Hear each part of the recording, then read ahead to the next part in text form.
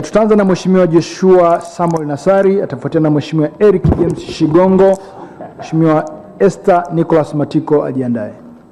Ndugu mwenyekiti, nashukuru kwa kunipa fursa na mimi leo naweza kuchangia kwenye wizara hii ya Maliasili na Utalii, na zaidi sana nikiwa ni mchangiaji wa kwanza kwenye wizara hii.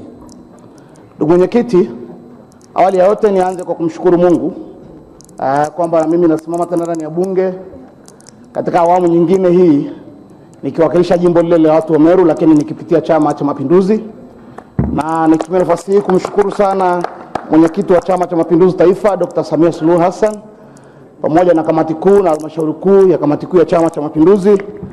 Lakini zaidi sana nashukuru wananchi wa jimbo la Arumeru Mashariki ambao wameona ninafaa kurudi hapa kuendelea kuwapigania hata pamoja na misukosuko ambayo ilitokea hapo nyuma.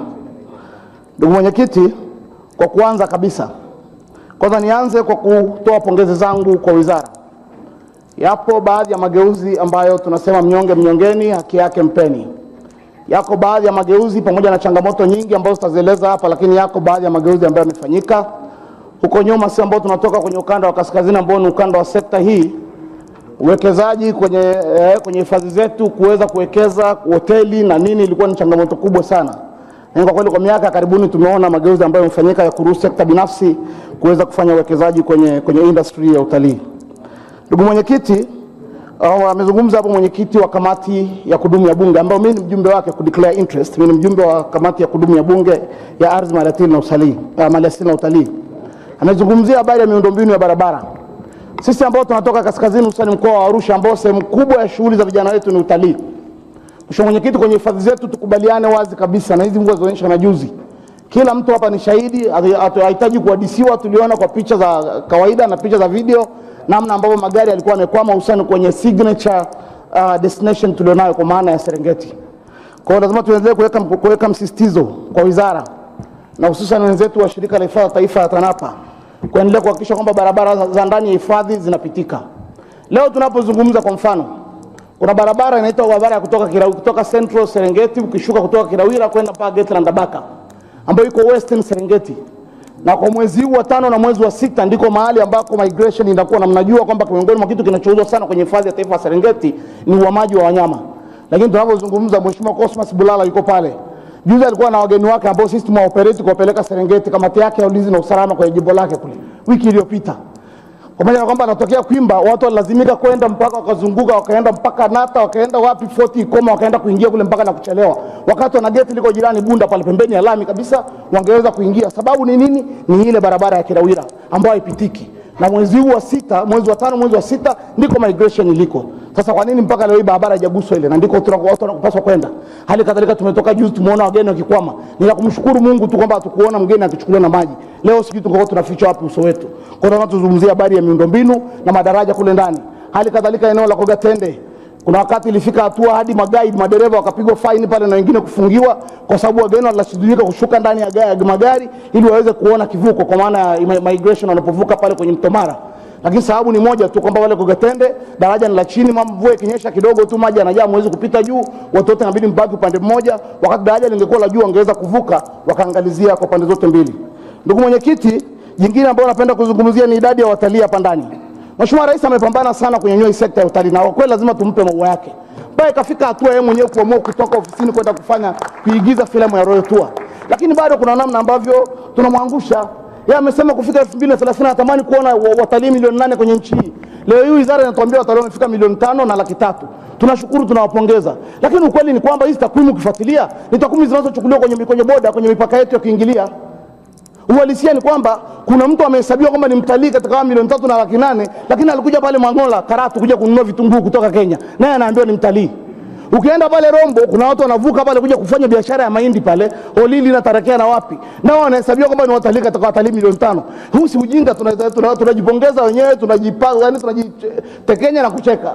Tunajiambia tumefika watu watalii milioni 5 wakati ni takwimu. Tunataka takwimu za watalii ambao wanakwenda kweli kwenye destination zetu za tourism, kwa sababu the country is blessed. Tuache kuzunguka hapa. Hii nchi imebarikiwa na kila kitu ambacho tungekitaka. ina kila kitu ambacho mataifa mengine yanatuonea wivu, lakini bado hatujatangaza ipasavyo.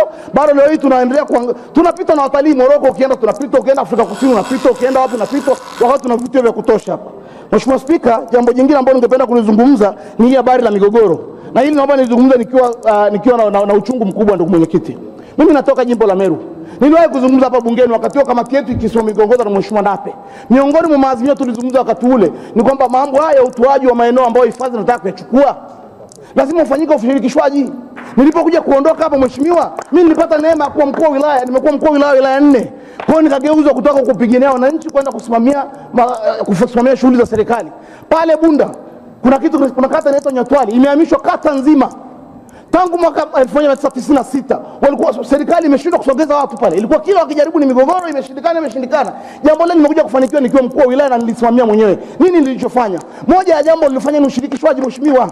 Mimi nilichukua timu ya watu kutoka serikalini, ofisi ya rais ya wapi, nikaomba kuandikiwa document ya kuongoza zoezi. Nilipopewa ile document nikawachukua. Nimekwenda kwenye chama, kamati ya siasa ya wilaya, tumefanya wasilisho. Tumekwenda kwenye halmashauri kuu ya kata, tumefanya wasilisho. Nimeenda nimeitisha mikutano kwa wananchi kwenye vijiji kule, tumefanya awareness ya kutosha. Walipokuja mawaziri 8 na wako hapa ndani, kina Mary Masanja, kina Mheshimiwa Silinde, kina nani wakati ule akiongozwa na waziri wa ardhi, alikuwa mbunge wa Ilemela Mwanza. Alipokuja baada ya kwenda kwenye mkutano kwa wananchi, aliambia mheshimiwa, na sasa tumekuja kufanya nini? Mbona kazi imeisha hapa? Kwa sababu walifika wakakuta tayari wananchi washajiandikisha zaidi ya 100 kuomba wenyewe wafanyiwe uthamini, kwa sababu we engage them na tulihakikisha haki zao zinalindwa. Lakini kwa bahati mbaya nimeondoka Bunda, watu wamekubali kufanya zoezi. Leo naambiwa kuna mgogoro umeibuka pale Nyatwali, mpaka leo watu hawajalipwa hela zao kwenye eneo la Ito na Mjapani pale, hawajalipwa pesa. Unauliza kwa nini? Wakati mimi nikiwa DC nimekuta document kwenye ofisi pale ambayo imekwenda kwa wananchi kurudishia eneo la Mjapani baada ya Mjapani kuondoka, lakini mpaka leo hawajalipwa. Kwa nini? Why? Kwa nini tunataka wananchi wetu wenyewe? Mimi natoka Meru. Pale Meru Ngari na Nyuki, mheshimiwa mwenyekiti, na ile anaongea kwa uchungu mkubwa. 1951, 9 years before independence. Miaka 9 kabla ya uhuru, watu wa Meru walikaa kwenye vikao wakachanga fedha kwenye chungu. Haikuibiwa shilingi. Naomba mwenyekiti tafadhali, jambo ni muhimu sana hili. Wakamtuma aliyekuwa mbunge wetu wa kwanza hapa Jafet Kirilo Ayo Ngura, Marekani, New York. Wakati wa koloni wakati huo kwa ajili ya ardhi ya Meru. Nchi yetu imepata uhuru. Miaka mingi imekwenda mbele mpaka leo tunarudi, tunakwenda tena kuhamisha wananchi wetu pale. Mheshimiwa mwenyekiti, ninazo document hapa, naomba mtu wako achukue kuletea mezani hapo. Naomba kuziregister. Leo kuna wananchi wanalipwa fidia, wanahamishwa kwenye eneo pale Ngarananyuki, kitongoji cha Nasula. Mtu analipwa shilingi 17,200, anaambiwa ahame kwenye eneo lake. Aende wapi? Mtu analipwa milioni 2 mwenyekiti, milioni 3, document ya hia. Huyo mwenyekiti si umaskini kwenye nchi hii? Huyo mtu tunamwachanisha na familia yake, akitoka kaenda mjini akala hiyo milioni 3 ikaisha. Si familia imefarakana, hana nyumba, hajaambiwa aende kwenye eneo lipi, hajahamishwa, hajafanya, analipa fidia, anaambia tunakulipa maendelezo, ardhi sio ya kwako. Wakati ardhi hii tulinyang'anywa na wakoloni wameondoka, tumekuja kuanzisha hifadhi baadaye. Mwenyekiti, naomba sana watu wa wizara, namalizia tafadhalini. Mimi nikiwa mbunge wa watu wa Meru, naomba niseme hapa wazi kabisa, tena mbunge wa Chama cha Mapinduzi. Moja ya nguzo wa CCM mwenyekiti, nasema nitasema ukweli daima, fitina kwangu mwiko. Naomba niwaambieni ukweli. Hakuna mwananchi wa pale Ngarananyuki as long as mimi ni mbunge wao atakayeondolewa kwa fidia ya hovyo namna hii. Hakuna. Hatukatai maendeleo ya uhifadhi, hatukatai. Lakini let's do it with dignity. Asante sana. Mwenyekiti, kwa kumalizia TTP na AFCON, tafadhali sana wizara, maoni ya kamati yazingatiwe. Nashukuru sana mheshimiwa mwenyekiti, asante. Asante sana. Asante. Asante.